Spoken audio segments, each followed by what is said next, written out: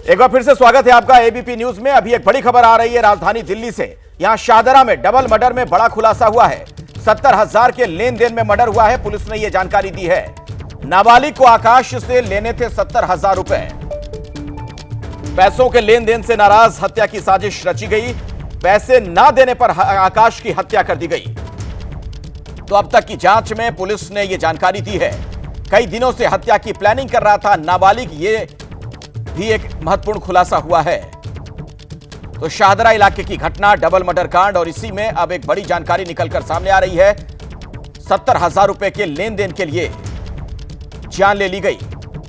तो Shahdara double murder पर यह बड़ा खुलासा। आपको बता दें कि नाबालिग को आकाश से 70,000 रुपए लेने थे और पैसे के लेन देन को लेकर ही नाराजगी की बात सामने आई और उसके बाद हत्या की साजिश रची गई है। तो पुलिस जो जानकारी दे रही है अब तक की जांच के मुताबिक, वो बता रही है कि पैसे ना देने पर आकाश की हत्या कर दी गई और कई दिनों से बाकायदा इसकी प्लानिंग की गई थी। सोच समझकर रची गई साजिश। कई दिनों से हत्या की प्लानिंग कर रहा था नाबालिग। ये जानकारी भी अब तक की तहकीकात में निकलकर सामने आ रही है। तो दिल्ली में शाहदरा इलाके में दोहरा हत्याकांड, जिसे लेकर कई गंभीर सवाल खड़े हुए थे। लॉ एंड ऑर्डर को लेकर भी सवाल खड़े हुए थे और अब इस मामले में पुलिस ने यह खुलासा किया है अब तक की पड़ताल के बाद कि 70,000 रुपए के लेन देन से जुड़ा है यह मामला। वजह यही सामने आ रही है। नाबालिग के बारे में बताया जाता है कि उसे आकाश से 70,000 रुपए लेने थे और पैसों के लेन देन को लेकर कहा सुनी हुई, नाराजगी की बातें सामने आई, फिर साजिश रची गई।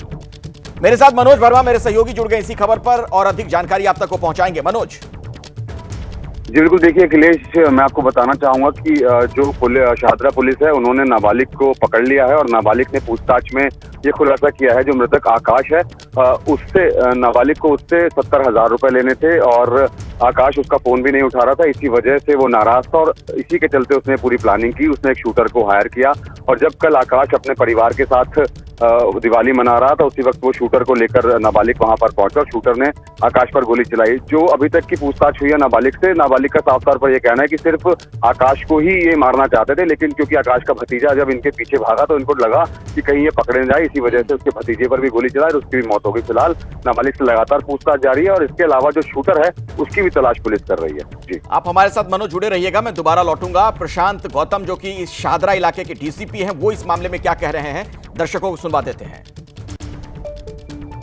में ये था कि बेसिकली इसने आकाश ने इसको कुछ पैसे देने थे, जो हमारा सीसीएल है उसको कुछ पैसे देने थे और वो पैसे ना देने को लेकर अनबन हुई। इसने उसके फ़ोन उठाने छोड़ दिया आकाश को, जिसकी वजह से ये बहुत गुस्से में था। इसको पैसे की ज़रूरत थी, उसी के चलते इसने ये प्लानिंग करके इस वारदात को अंजाम करा। इसी की मतलब ये थी कि भाई ये बहुत ही ज़्यादा दुखी, नाराज़ था इन लोगों से और कंटिन्यूसली इसको कॉल करता था आकाश को।